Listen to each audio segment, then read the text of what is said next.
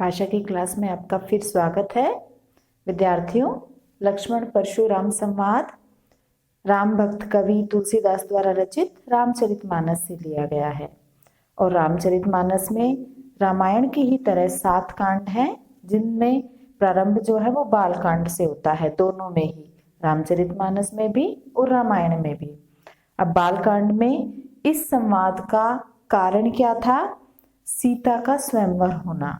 सीता के स्वयंवर में एक शर्त रखी गई कि जो शिव का धनुष तोड़ेगा वही सीता से विवाह करने योग्य होगा। परंतु दूर दूर से राजा तो आए, लेकिन धनुष को कोई भी तोड़ नहीं सका। श्री राम के छूने मात्र से ही वह धनुष टूट गया। परंतु उस धनुष के टूटते ही एक क्रोधी ब्राह्मण, जिसका नाम परशुराम था, वो क्रोधित होते हुए आए और लक्ष्मण के साथ उनकी कहासुनी होने लगी। जब लक्ष्मण और परशुराम की कहासुनी हुई तो श्री राम ने उनके वचनों को शांत करते हुए, उनके क्रोध को शांत करते हुए जिन शब्दों को प्रयोग किया वही हम यहाँ पढ़ने जा रहे हैं। देखिए, लक्ष्मण परशुराम संवाद का प्रारंभ यहाँ पे हो रहा है।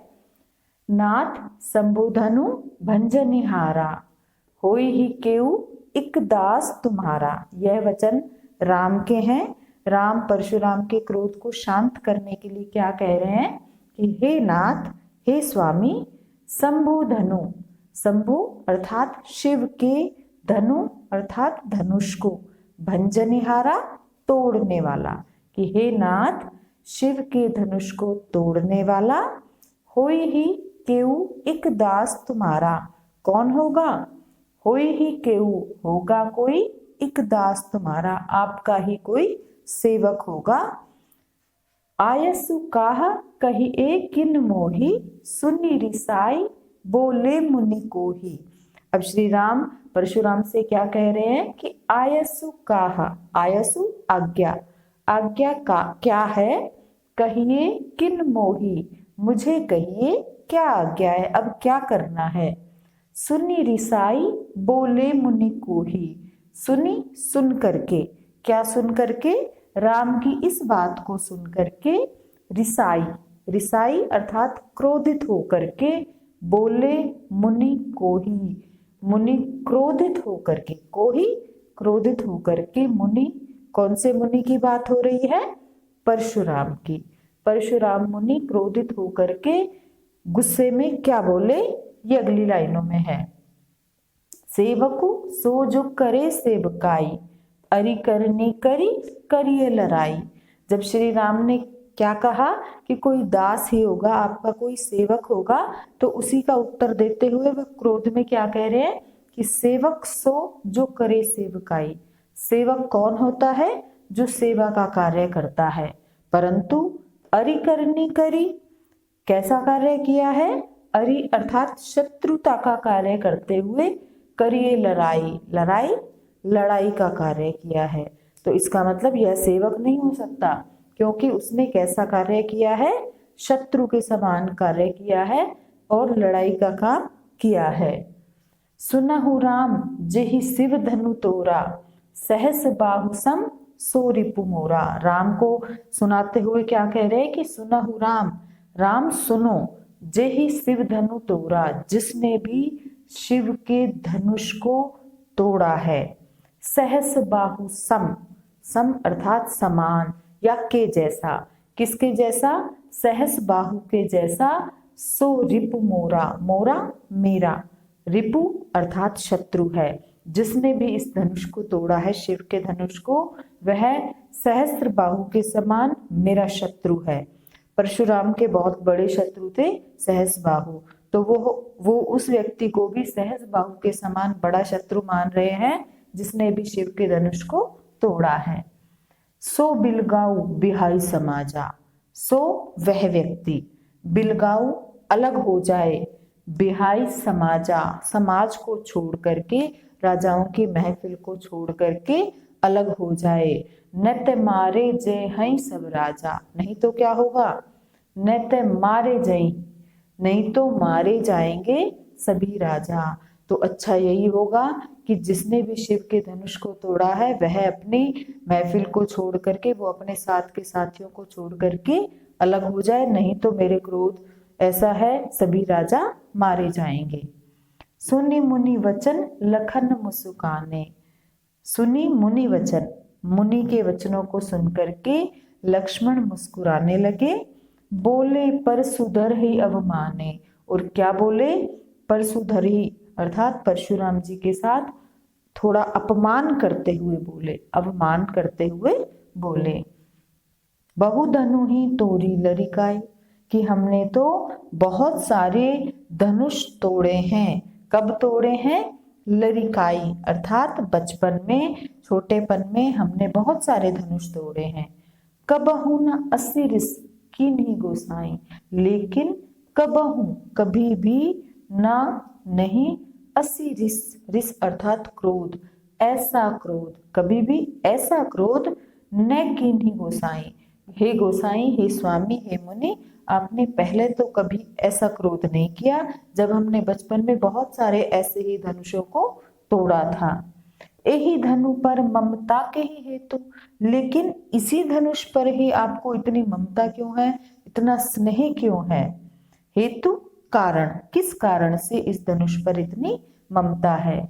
सुनी रिसाई कह भृगुकुल केतु, जब ये बातें मुनि ने सुनी है तो सुनी रिसाई कह, सुन करके क्रोध में कह रहे हैं भृगुकुल केतु, भृगु वंश के केतु अर्थात परशुराम जी इन बातों को सुन करके क्रोध में क्या कह रहे हैं? रे नृप बालक काल बस बोलत तो ही न संभार, कि हे राजा पुत्र, नृप बालक राजा के पुत्र, तुम काल के वश में हो चुके हो, तुम्हारा काल जो है, तुम्हारी मृत्यु जो है वो नजदीक आ चुकी है, इसीलिए बोलत तो ही न संभार, बोलते समय तुम्हें संभाल नहीं है कि तुम कैसे वचन बोल रहे हो, किससे बात कर रहे हो, ये सारी बातों का तुम्हें ध्यान नहीं है। धनु ही सम त्रिपुरारी धनु विदित सकल संसार, ये धनुष जो है सम अर्थात समान, त्रिपुरारी शिव के धनुष के समान, शिव के धनुष के समान इस संसार में, इस दुनिया में कोई धनुष नहीं है। विदित सकल संसार, इस बात को सारा संसार जानता है। आगे देखिए, लखन कहा हंसी हमरे जाना, सुना देव सब धनुष समाना।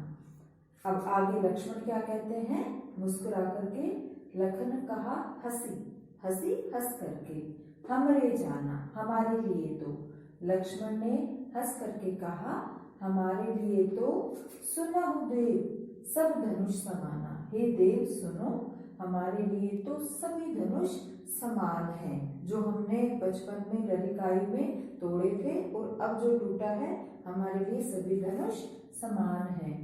का क्षति लाभ जून धनु तोरे, क्या क्षति अर्थात क्षति, क्षति हानि, लाभ लाभ, क्या लाभ या हानि है, जून धनु तोरे, जून अर्थात पुराने धनुष को तोड़ने से क्या लाभ है और क्या हानि है। देखा राम नयन के भोरे, राम ने इसे नयन अर्थात नए के भरोसे या नया समझ करके इसे तोड़ दिया या इसे देखा था, और यह छुअत टूट रघुपति ही न दोषु। अब लक्ष्मण क्या कह रहे हैं कि छुअत टूट, यह तो छूते ही टूट गया, रघुपति हूँ न दोषु, इसमें श्री राम का कोई भी दोष नहीं है। मुनि बिनु काज करी एकत रोसु, हे मुनि, हे परशुराम जी, बिनु काज बिना कारण ही, बिना काम के ही, करिए कत रोसु, आप रोष अर्थात क्यों, रोष अर्थात क्रोध क्यों कर रहे हैं, बिना कारण के ही। बोले चितई परसु की ओरा, रेसठ सुनहु सुभाऊ न मोरा। अब यहाँ पर बोले चितई परसु की ओरा, कौन बोल रहा है, परशुराम जी बोल रहे हैं। बोले चितई, चितई अर्थात देखते हुए, किसकी ओर देखते हुए, परसु की ओर, अपने फरसे की ओर देखते हुए क्या कह रहे हैं, रेसठ हे मूर्ख, सुने हूँ सुभाव न मोरा, तुमने मेरे स्वभाव के बारे में नहीं सुन रखा है।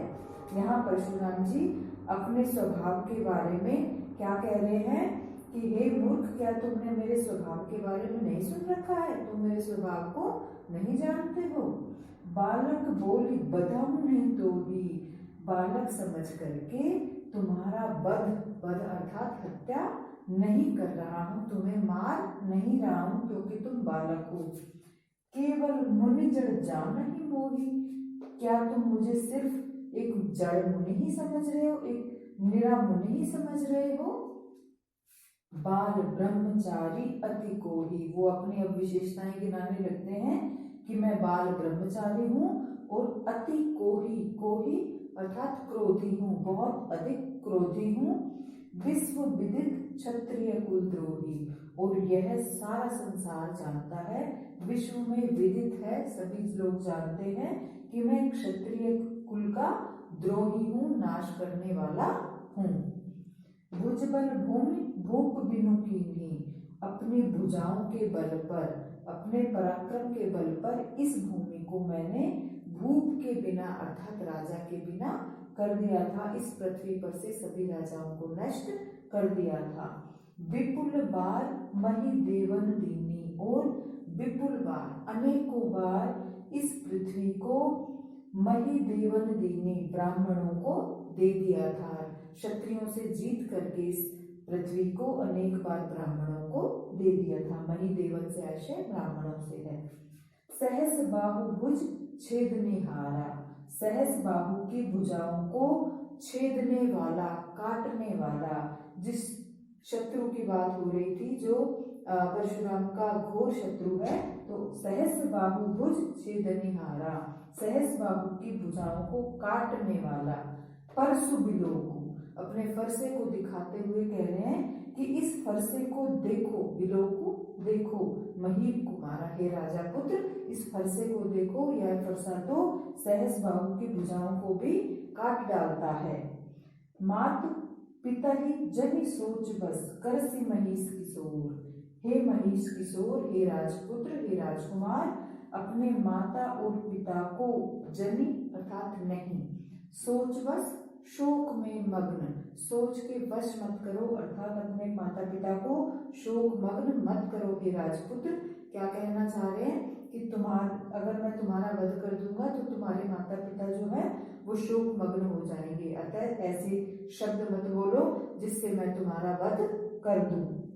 गर्भन के अर्भक दलन परसु मोर अति घोर, गर्भ में स्थित बच्चों को भी मार देने वाला है ये परसु अर्थात फरसा, मेरा, मोर मेरा, अति घोर बहुत भयंकर है, यह फरसा जो है तुम्हारा भी वध कर देगा, इसीलिए अपने माता पिता को सोच बस मत करो, शोक में मग्न मत करो।